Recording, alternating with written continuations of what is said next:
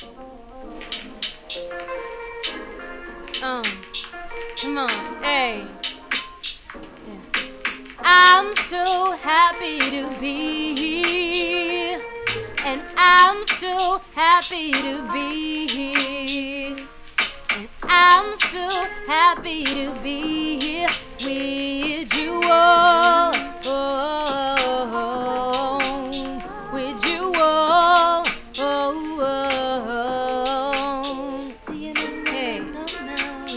Do you know? Hey, come on, yeah, let's get it. Hello, j'espère que vous allez bien. Donc on se retrouve pour une nouvelle vidéo YouTube. Donc là c'est déjà le beau temps, on a du soleil, etc. Et j'aimerais tout d'abord commencer par vous remercier pour tous les commentaires que j'ai vus sur la vidéo du mois de juin. Donc des commentaires voilà, qui ont tout simplement confirmé les choses que j'avais dit, les prophéties. Et j'ai juste mis des j'aime et tout, j'ai pas forcément eu le temps de commenter, j'ai pas mal de trucs à résoudre et tout. Mais aujourd'hui on se retrouve pour une vidéo assez spéciale. Donc j'aimerais parler d'un thème qui est souvent revenu dans ma vie et je pense que ça va bénir plus d'un. Donc je vais directement vous lire les versets, vous allez tout de suite comprendre. Le premier verset c'est « Car la colère de l'homme n'accomplit pas la justice de Dieu ». Ça c'est Jacques 1, 20.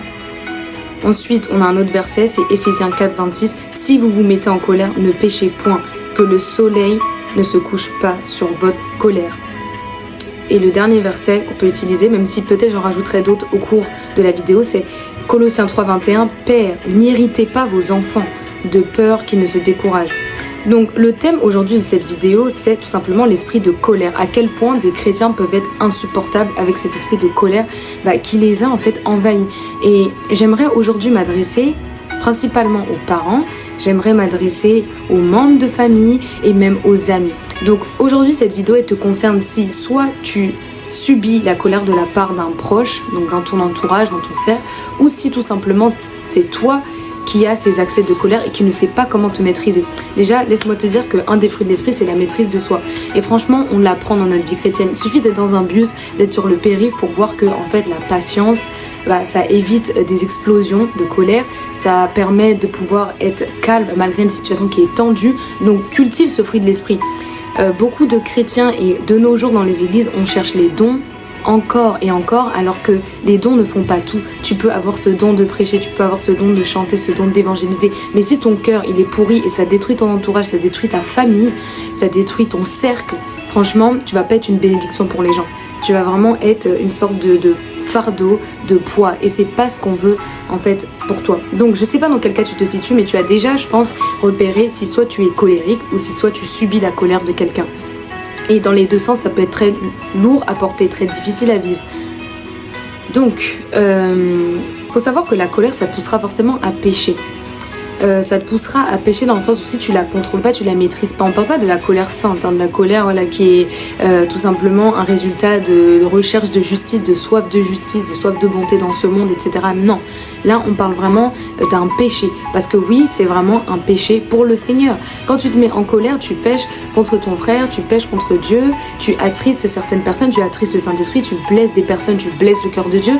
En fait, c'est vraiment quelque chose que j'ai vécu dans ma vie, que j'ai supporté, j'ai subi, et ces temps-ci j'ai tellement eu des témoignages par rapport à la colère que je me suis dit non, c'est franchement le bon moment pour faire une vidéo sur ça, parce que quand ça revient, je me dis il y a quelqu'un qui doit être béni avec cette vidéo. Soit tu dois être simplement délivré de cet esprit de colère, ou soit tout simplement tu dois prendre les choses en main pour que les personnes qui sont autour de toi et qui sont en fait assaillis par cet esprit puissent être délivrés.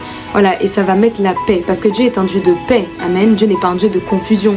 Donc je vais parler du pourquoi, du comment, c'est-à-dire en fait pourquoi certaines personnes des fois ont cet esprit de colère. Et j'aimerais rappeler que je parle pas de gens du monde forcément. Après oui, j'ai eu moi des expériences avec des gens du monde qui étaient en colère, mais j'ai aussi une expérience avec des chrétiens. Donc on va quand même parler des deux, c'est vrai, parce que j'ai plusieurs petits témoignages. Je vais essayer de vous faire ça court, mais de vous montrer un peu les différentes facettes de ces personnes-là, qu'elles soient chrétiennes ou non.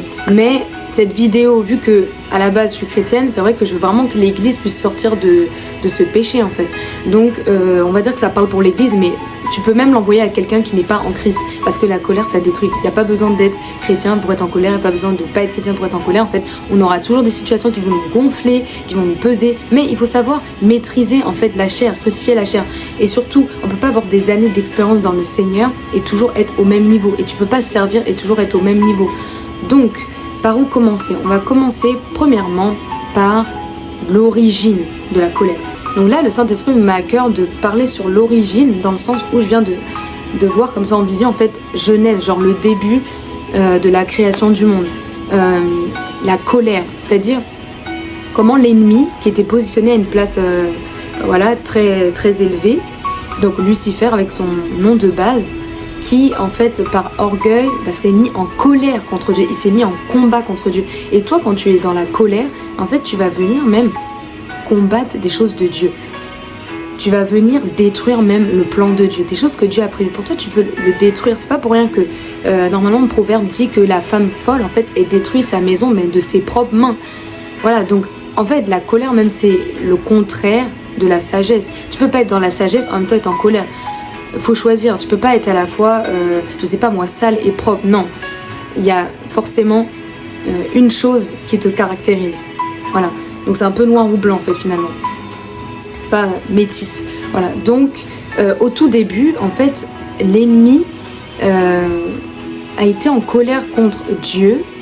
Parce que Dieu avait ses plans en fait de positionner l'homme fait à son image. Et donc tout simplement on voit en fait la colère du diable, ça amenait quoi? Ça amenait le péché dans le monde, ça amenait les meurtres, ça amenait les viols, ça amenait la mort, enfin il y a toutes sortes de conséquences. Donc ce qu'il faut se dire c'est que la colère ne représente pas Dieu, la colère ne ressemble pas à Dieu. Maintenant Dieu s'est mis en colère par moments, on a vu le déluge, voilà, avec Noé, etc., Sodome et Gomorrhe, la destruction de la ville, etc., etc. Mais on ne parle pas de la justice de Dieu et la colère sainte de Dieu qui n'aime pas le péché. Là, je parle vraiment en toi en tant qu'être humain. C'est pour ça, ce passage, vraiment, si tu ne le lis pas souvent, lis-le. Parce que le Seigneur dit, la colère de l'homme n'accomplit pas la justice de Dieu. Tu ne peux pas te mettre en colère à accomplir la justice de Dieu. Tu ne peux pas te mettre en colère et être dans la bonté. Non. Parce que c'est quand même une œuvre de la méchanceté. Et je vais venir vous détailler par la suite. Donc, Dieu n'est pas quelqu'un de colérique, donc on doit ressembler à sa nature qui est sainte. Et le Seigneur nous appelle à la tempérance, à la maîtrise de soi. Donc il y a des origines justement de cette colère. Donc il y a des personnes qui ont été blessées par le passé, il y a des personnes qui ont été trahies, des personnes qui ont été rejetées, des personnes qui ont été manipulées, abusées, pas vues à leur juste valeur. Il y a plein de choses en fait que je pourrais citer. Et ça a créé en eux en fait de la colère. Donc là je parle de la personne colérique vraiment, qui va se mettre en colère et qui va en fait injustement remettre sa frustration et le vide en fait qu'il a pu ressentir sur les autres. Donc ça c'est pas normal, c'est pas parce que tu vis des choses qui sont injustes, des choses qui sont pas normales, que t'as vécu des trahisons, etc., qu'en fait tu dois remettre ça sur les gens de ton entourage, que ça soit des parents, que ça soit des enfants, que ça soit des amis, que ça soit de la famille, des collègues. Il y a des personnes qui transportent en fait ça, et peu importe s'ils sont sauvés ou non, en fait ils transportent quand même ça. Et c'est comme si une brèche en fait est allumée en eux, et quand ça s'active, ça explose. Et ces personnes n'arrivent pas facilement à s'en détacher. Mais c'est un travail vraiment de l'esprit. C'est un travail de l'esprit que quelqu'un doit mettre en place pour pouvoir lire la parole, mais pas simplement lire la parole au quotidien. Tu dois t'en imprégner, tu dois en fait comprendre la parole de manière à ce que ça te transforme. Tant que tu n'es pas transformé, c'est que tu n'as pas compris la parole. Et ça, c'est pour d'autres domaines, c'est pour d'autres péchés. Si tu lis la parole, tu es dans des mêmes péchés depuis 10 000 ans, c'est que la parole, elle ne te transperce pas l'âme. En fait, elle ne te percute pas. Et ça, c'est très dangereux. Donc, revenons sur la colère. Du coup, ces personnes-là, elles n'arrivent pas à gérer en fait leurs émotions. C'est des personnes qui sont explosives. Certains, elles ont commencé timides. Ensuite, les choses de la vie les ont rendues dures, fermées, tendues, dépressives pour certaines. Parce que des fois, c'est aussi causé par la dépression, cette colère. L'anxiété les fait être colériques. Mais ça retombe sur qui? Déjà, la personne en elle-même, ça démontre, ça prouve qu'elle n'est pas en paix. Parce que Dieu peut pas en fait nous dire qu'il nous donne la paix et en même temps on est en colère. C'est soit l'un soit l'autre. Encore une fois. Donc cette histoire vraiment de colère, ça brise des relations. Et je l'ai vu. Je l'ai vu avec moi, une personne qui, tu lui dis quelque chose qui va pas dans son sens, boum, ça part en explosion, la personne même t'insulte, d'autres c'est ils vont te frapper, donc tu sais pas ce que tu as fait, d'autres c'est avec leurs mots, c'est tellement violent. Voilà, j'ai vécu tout ça, donc c'est pour dire, faut faire attention en fait, à pas se laisser dominer par la colère. Quelqu'un peut s'énerver, mais si tu te couches, et puis les personnes qui sont rancunières aussi sont plus tournées vers la colère. Quand t'es rancunier, t'oublies pas, t'es en colère. Après, il y a différents types de colère. Faut savoir qu'il y a des colères douces, calmes, il y a des colères aussi explosives. Il y a des personnes, elles sont en colère, bon, elles explosent pas, mais c'est en eux. Donc le jour où ça va pas, il y a un truc qui va ressortir comme ça. Donc ça, c'est plus vivable. La personne est supportable parce que c'est que à certains moments que ça va ressortir, mais en tout cas pour ceux qui au quotidien sont dans l'explosion, on en a marre de vous supporter, et c'est pas en fait avec le nom de Jésus que ça va se régler, dans le sens où c'est pas juste parce que t'es dans la foi que Dieu dit supportez-vous les uns les autres qu'on va te supporter en fait dans ta colère qui est un péché et qui nous fait vivre l'enfer. Donc oui, il y a des relations auxquelles j'ai mis terme.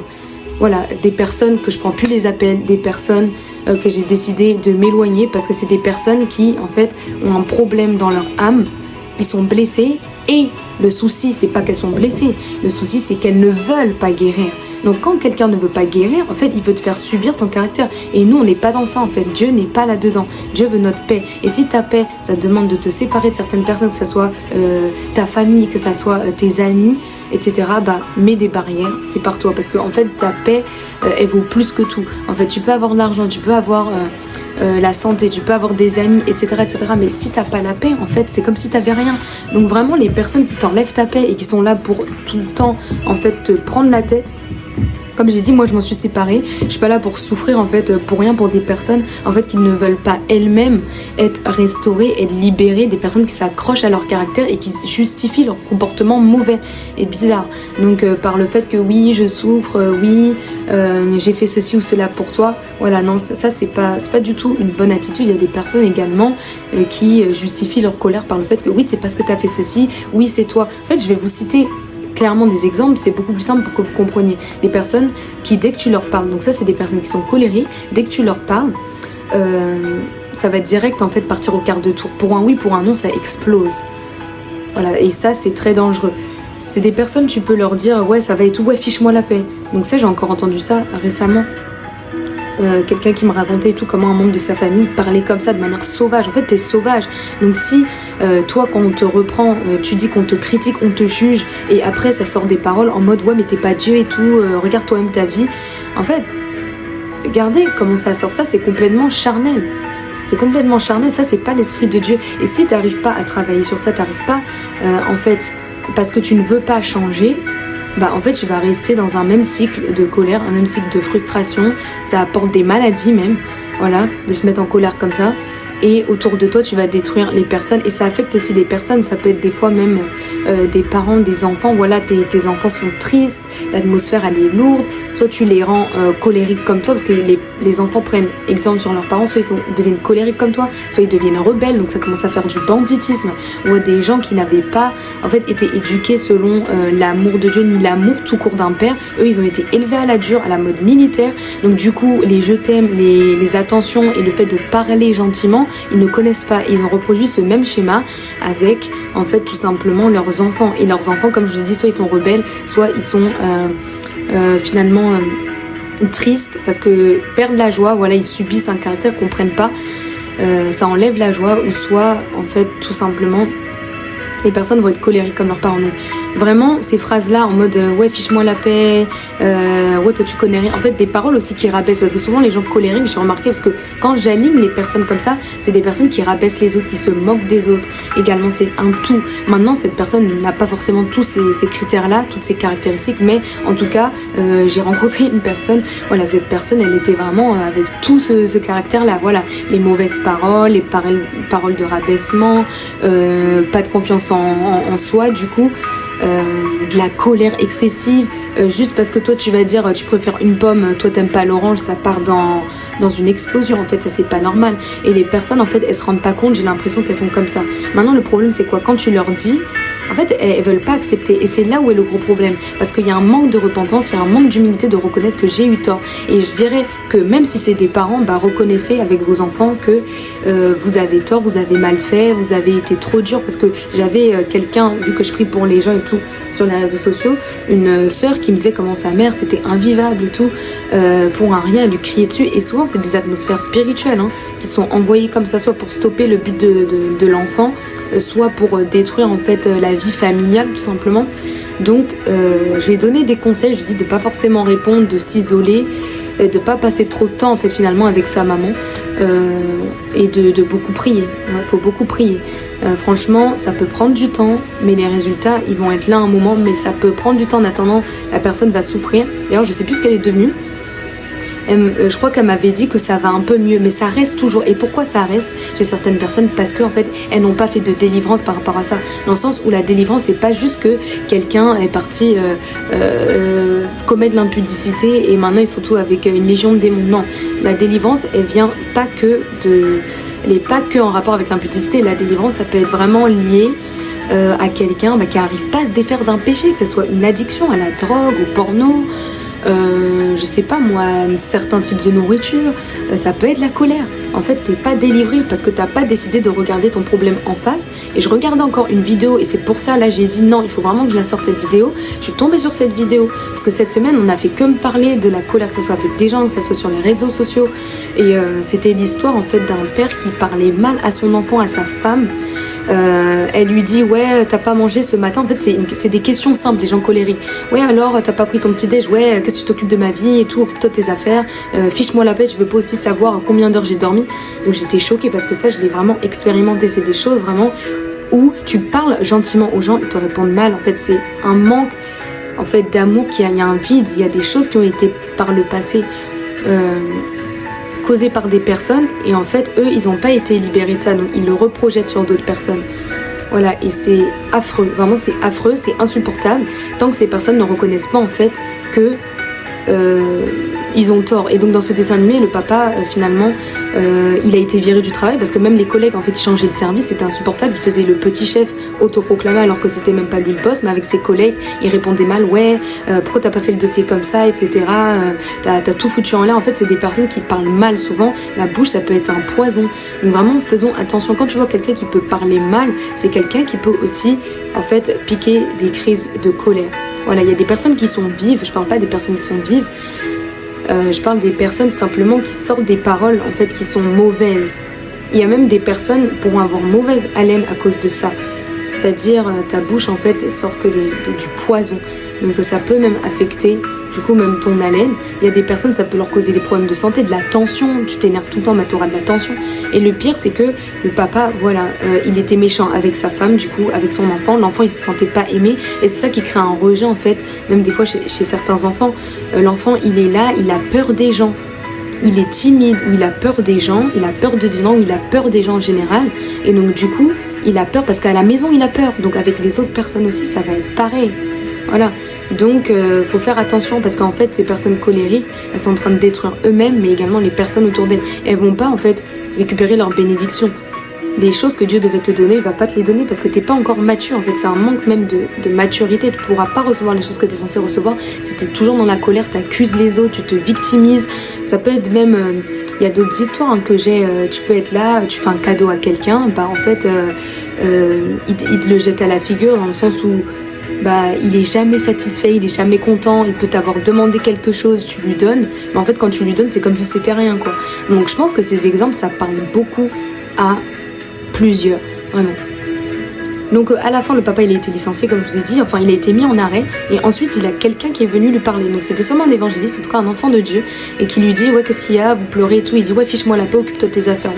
Toujours le même caractère qui revient, voilà. Mais en fait c'est pas en fait de la colère en mode je veux me mettre en colère, non, c'est inné dans le sens où ça a été rentré dans leur ADN, dans leur chair, ce qui fait que la blessure, vu qu'elle n'a pas été traitée, c'est comme si tu avais une plaie tu l'as jamais traitée, tu mets genre du maquillage dessus, la plaie elle est toujours là, elle n'est pas guérie. Donc c'est des personnes, ils ont enfoui ça en eux au lieu d'en parler à quelqu'un. Et le pire c'est que certaines personnes ont des gens pour les conseiller mais ils ne veulent pas écouter. Voilà, ils ne veulent pas écouter. Et le pire, c'est qu'ils voient toujours la faute chez l'autre, mais jamais en eux. Voilà, et c'est aussi une résistance, même pour demander pardon. Donc finalement, on l'a abordé avec, comme je vous ai dit, un chrétien. Et ça commence déjà mal. Il dit non, moi monsieur, je ne vais pas vous laisser parce que je vois que vous êtes blessé au fond de vous. Vous avez mal en fait dans votre cœur. Il dit ouais, occupe-toi de tes affaires, nanana, j'ai pas besoin. Il a dit mais même si quelqu'un n'a pas besoin, en fait, il ose pas demander de l'aide, mais il en a besoin. Donc moi je vais rester avec vous, moi je pars pas. Et finalement, à force d'insister comme ça, l'homme colérique, il s'est ouvert et il a reconnu que oui, j'ai même perdu mon travail, la relation avec ma femme, mon enfant, j'ai gâché en fait à cause de cette colère. Et là on voit que le gars il est délivré. Pourquoi? Parce qu'il a assumé qu'il avait un problème. Il n'a pas cherché à cacher ça, à dire que non, moi je suis le père, etc. Et là on en vient justement au verset, parce que souvent ce genre de parents, et c'est d'ailleurs souvent dans les familles africaines, donc on connaît bien ce verset qui dit « Enfants, obéissez en toutes choses à vos parents, car cela est agréable au Seigneur ». Mais ça a produit beaucoup d'abus, dans le sens où le Seigneur, comme il savait qu'il y avait des abus qui allaient apparaître, il a écrit « Père, n'héritez pas vos enfants de peur qu'ils ne se découragent ». Qu'est-ce que ça veut dire cette parole? Ça peut vraiment apporter un découragement dans la vie de ton enfant, le fait que tu veuilles en fait vouloir dominer avec la colère, et c'est pas une bonne autorité, c'est pas une autorité divine, c'est pas l'autorité que Dieu a donnée aux parents. Vous savez, il y a un passage dans la parole qui dit que voilà, donne des coups de bâton et tout à ton enfant, voilà, pour qu'il emprunte des bonnes voies, quoi, pour qu'il se redresse et tout. Mais en fait finalement, est-ce que ça veut dire que un parent doit taper sur son enfant comme ça pour rien, parce qu'il est en colère, parce qu'il en a marre de sa vie, parce que soit il a des problèmes dans son âme? Non, ça veut pas dire ça. Donc le Seigneur le sait. Donc il faut pas irriter les enfants, dans le sens où ce père-là, il montrait pas d'amour à son enfant, il était irritable, l'enfant ça le rendait triste, il était malheureux, et c'est comme ça, comme je vous ai dit, que l'enfant va développer un esprit de rejet, un esprit de peur. Et vous vous demandez même après des fois en tant que parent, mais pourquoi mon enfant il est comme ça, il a peur des gens, etc. Toi t'es là, t'as ton gros caractère et tout. En fait c'est toi qui as semé en fait chez l'enfant, qui à la base peut-être n'avait pas peur des gens, peur du regard, peur d'affronter les gens, ou peur des gens quoi. Et tu crées ça en lui parce que t'as pas su en fait éduquer ton enfant selon les voies du Seigneur. Donc je pense que les parents ils ont une grande responsabilité dans le futur de leurs enfants, parce que l'éducation, on dit que ça se fait à l'école, mais non, l'instruction se fait à l'école, l'éducation elle se fait à la maison. Il y a des parents par exemple ils sont pas assez présents, ça va provoquer de la rébellion. La personne, l'enfant ne voit jamais son papa ou sa maman, ou ils se sont abandonnés, le parent est que concentré sur son travail, que ce soit un papa ou une maman, ça crée quand même des choses dans le cœur. Moi je connais vraiment un témoignage d'une sœur, elle prêche sur les réseaux, et elle avait dit que voilà, elle avait pas une relation en fait proche avec son père. Pourquoi pas? Parce que en fait il était loin d'elle, ou ils étaient divorcés, leurs parents. Non, tout simplement parce qu'il était à fond dans le travail, il passait jamais de temps avec ses enfants, et ça montrait pas à l'enfant en fait qu'il était aimé. Et ça, quand on voit un enfant comme ça dans la société, ça va créer vraiment des blessures. Et si Dieu ne guérit pas ça chez l'enfant, ça va être compliqué. Donc voilà, en tout cas, faut faire attention à cet esprit-là, parce qu'il détruit en fait ta vie chrétienne, il détruit ta marche avec Dieu. Tu peux avoir des dons. Là, maintenant, je vais passer à une personne qui a des dons, mais la manière dont elle se comporte avec sa famille, avec ses frères et sœurs, etc., c'est pitoyable, c'est lamentable. C'est de la sauvagerie, c'est manque de tact, manque de maîtrise de soi, tu peux pas gérer ton sang-froid. Et ce genre de personne, parce que elle, c'est son cas, elle veut entrer dans le mariage, mais tu peux pas entrer dans le mariage comme ça. Tu vas détruire, comme je l'avais dit, de tes propres mains ton mariage. Peu importe ton âge, quand je parle de cet esprit de colère, je parle de quelqu'un qui a 5 ans comme quelqu'un qui peut avoir 50, 70 ans, 80. Et d'ailleurs, autre histoire, là c'était un enfant vraiment de 3 ans, mais vous pouvez pas savoir à quel point il était amphérique et colérique. Voilà, donc il mordait les petites de son âge, ses camarades, il criait sur les adultes, il n'écoutait rien. Il avait un peu peur de la directrice, même par moments il piquait comme des crises, il était insupportable. Genre moi j'étais là en train d'intercéder, je disais mais Jésus, qu'est-ce qui se passe avec cet enfant? Genre j'ai appris qu'il avait été fait dans la vieillesse, je sais pas si c'est le pourquoi du comment, je sais pas, mais je pense qu'il y a des pactes, des fois des alliances qui ont été tissées, des fois même chez les arrière-grands-parents, etc., pour en fait soit avoir la protection contre la maladie, soit avoir la protection contre les sorciers. Mais en fait quand vous faites des alliances comme ça pour vos enfants ou vos futurs petits-enfants, en fait ça va créer vraiment des problèmes et des blocages surtout. Donc on protège sa famille avec le sang de Jésus, avec la foi en Christ. On protège pas son enfant avec des rituels sataniques, parce que Satan ne peut pas en fait venir te protéger en quoi que ce soit, c'est un voleur, il n'est que dans les ténèbres, donc la seule chose qui peut vous protéger c'est la lumière de Dieu, donc venez à Jésus en passant. Donc voilà, cet esprit de colère vraiment il est venimeux, il est insupportable, et les personnes qui cherchent à se justifier, ouais mais c'est parce que tu fais ceci que je me mets en colère, non, en fait pourquoi les autres ne se mettent pas dans cet état là quoi. Donc pour ceux qui subissent c'est affreux, pour ceux qui le sont c'est je pense une prison pour eux, et il faut vraiment régler ça. Il faut vraiment régler ça parce que vraiment c'est comme un feu, et il y a des personnes à force d'être colériques, bah, c'est comme ça tu retrouves des personnes quand elles sont en colère, bah, ça mène à du terrorisme, ça mène à des crimes, ça mène à des viols, ça mène à toutes sortes de choses en fait, ça mène à de la solitude, la personne elle peut être fermée sur elle, elle est centrée, elle est recentrée sur elle-même, elle ne vit pas pleinement parce qu'elle n'a pas la paix. Donc vraiment j'aimerais vous dire, la colère en fait chasse la paix, la colère chasse l'écoute de Dieu. La colère chasse la bonté. Parce que quand tu te mets en colère pour rien, vraiment pour rien, ça produit rien de bon. En fait, ça produit vraiment rien de bon. Donc il faut se remettre en question. Tu te remets pas en question, à toi qui es colérique, qui regarde cette vidéo, c'est pas un jugement quand on te dit que tu es colérique et que tu devrais travailler ton cœur et ton caractère, mais c'est pour ton bien. Parce que tu es à la fois en train d'épuiser les gens et à la fois en train de te détruire toi-même. Et d'ailleurs en passant, je me rappelle un prophète qui m'avait dit qu'en fait ce caractère de colère que cette personne a, c'est pour épuiser mentalement. Donc c'est souvent aussi spirituel, mais c'est un problème qui vient de l'âme, des choses qui n'ont pas été réglées dans le passé et qui continuent en fait dans le présent. Pour d'autres, on leur a jeté en fait cet esprit-là pour simplement apporter la division, la confusion dans leur entourage, etc. Donc il faut vraiment le reconnaître. Tant que cette personne ne le reconnaît pas, c'est tendu, hein. Après, par la prière, même si la personne ne le reconnaît pas, je dirais ça peut diminuer, un peu comme le cas de la fille, là. Mais diminuer, ça ne veut pas dire disparaître, hein. Nous, ce qu'on veut, c'est faire disparaître ça.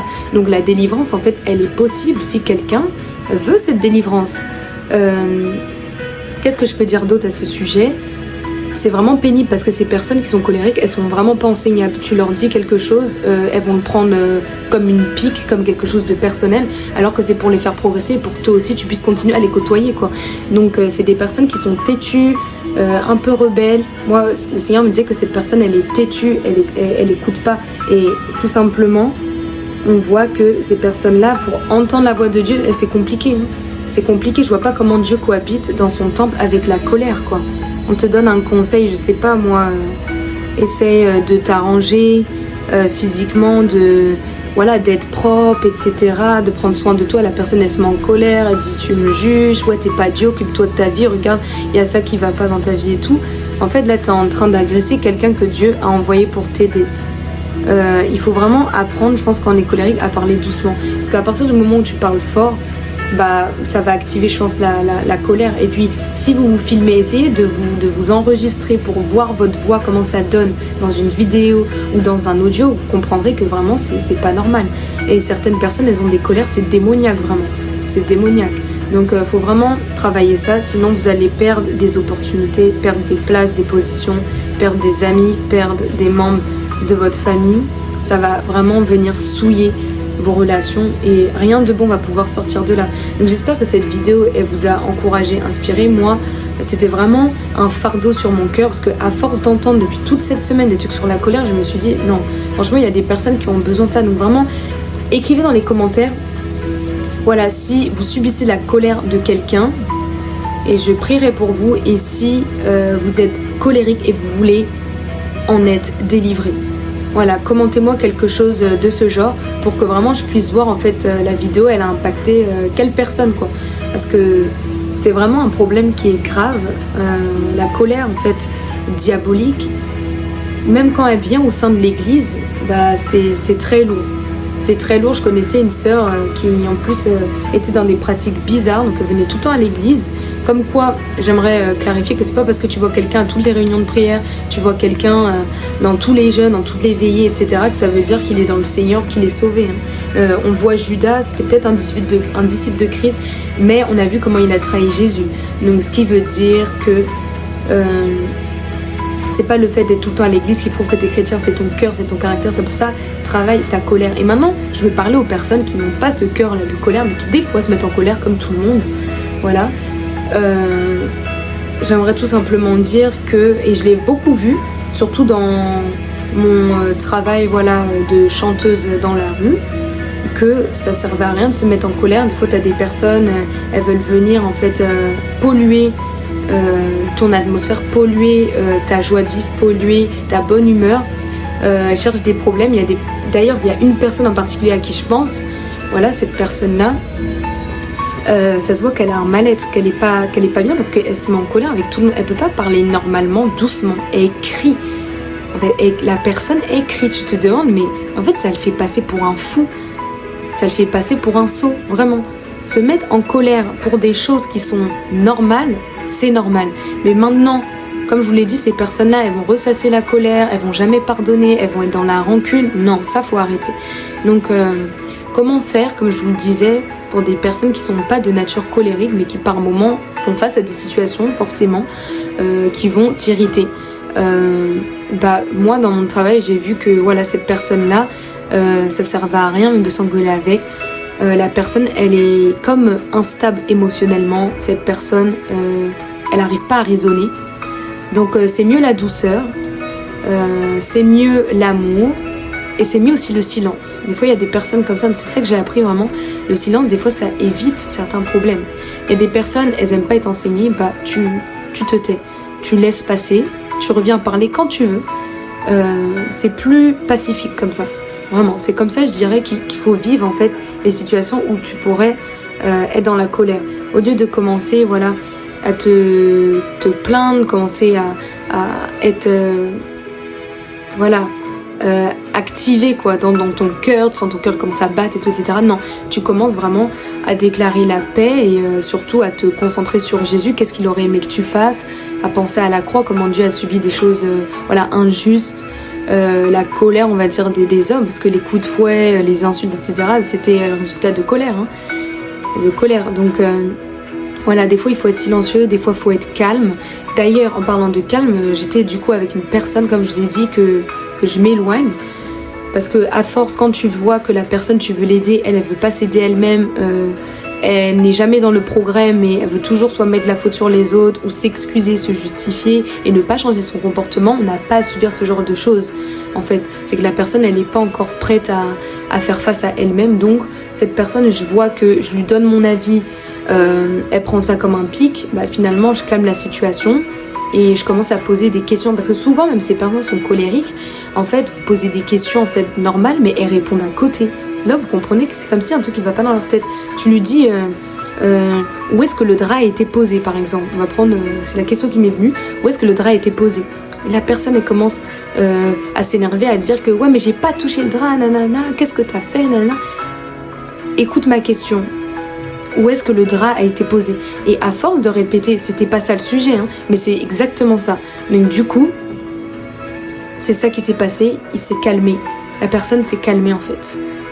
Mais sauf que je veux plus forcément collaborer avec la personne parce que en fait je vois qu'il n'y a pas de changement d'attitude. Et justement la repentance c'est changer d'attitude, c'est reconnaître son péché, mais changer d'attitude. Imagine quelqu'un t'a frappé sur la joue, boum, il te gifle, il dit pardon, ok, je te pardonne. 2 minutes après, boum, il dit mais la personne avait demandé pardon pourtant, elle refait ça. C'est que le premier pardon déjà il n'était pas vraiment peut-être sincère quoi. Donc c'est pour dire quand quelqu'un en fait veut vous montrer soi-disant qu'il a changé, cette personne n'a pas changé, laissez tomber.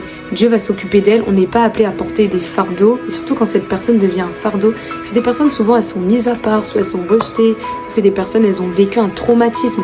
Mais sauf qu'il y a plein de gens qui ont vécu des traumatismes, ils traitent pas les autres mal en fait, ils s'occupent même des autres.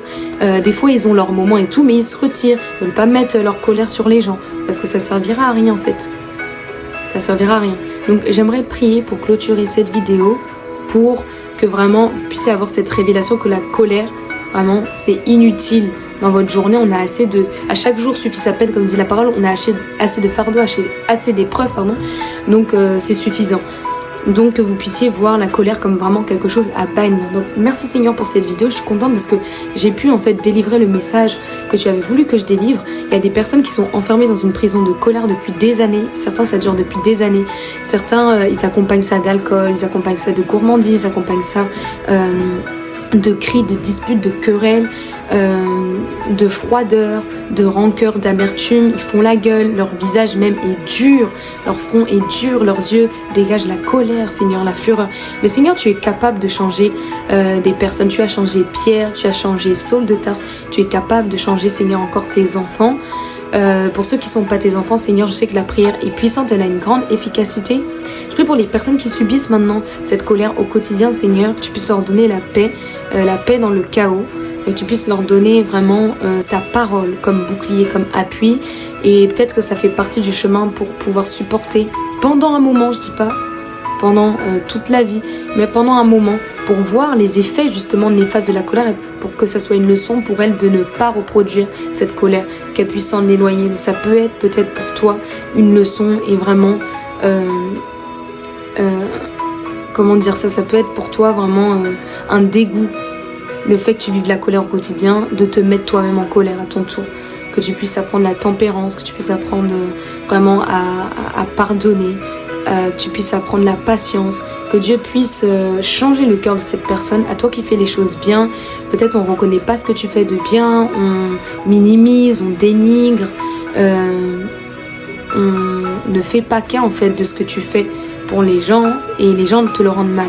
Mais je prie que tu puisses toujours garder ce cœur de paix, ce cœur de douceur et que le Seigneur puisse vraiment t'amener à côtoyer des gens qui sont vrais, des gens qui sont sincères, des gens qui sont pas hypocrites, parce qu'il y a des personnes en fait qui se mettent jamais en colère, ça c'est aussi autre chose. Vous croyez qu'elles sont calmes, mais en fait il y a beaucoup de mal en elles. Donc ça c'est aussi un autre point.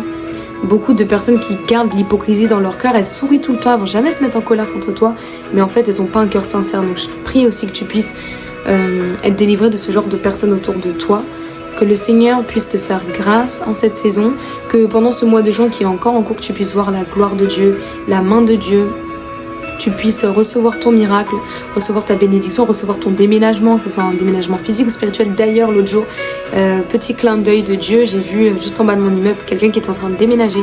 Donc voilà, les choses s'accomplissent pour les enfants de Dieu, que tu puisses tenir jusqu'au bout, tu puisses être dans la vallée avec le Seigneur, dans les montagnes avec le Seigneur, et que tu n'oublies pas la parole de Dieu qui est puissant pour dépeupler l'enfer, qui est puissant pour briser les chaînes de l'enfer et faire taire, amen, tout démon qui veut se tenir devant toi pour te barrer la route. Parce que oui, ce sont des démons des fois qui veulent stopper votre croissance spirituelle, et il y a des démons de colère qui s'activent chez les personnes. Et d'ailleurs, si vous n'avez pas remarqué, il y a des personnes qui des fois, juste avant que vous alliez dans une autre dimension spirituelle ou que vous atteigniez tel stade, tel niveau spirituel, ou receviez tel miracle, tel je sais pas quoi en fait, boum, cet esprit il revient pas au hasard, c'est spirituel.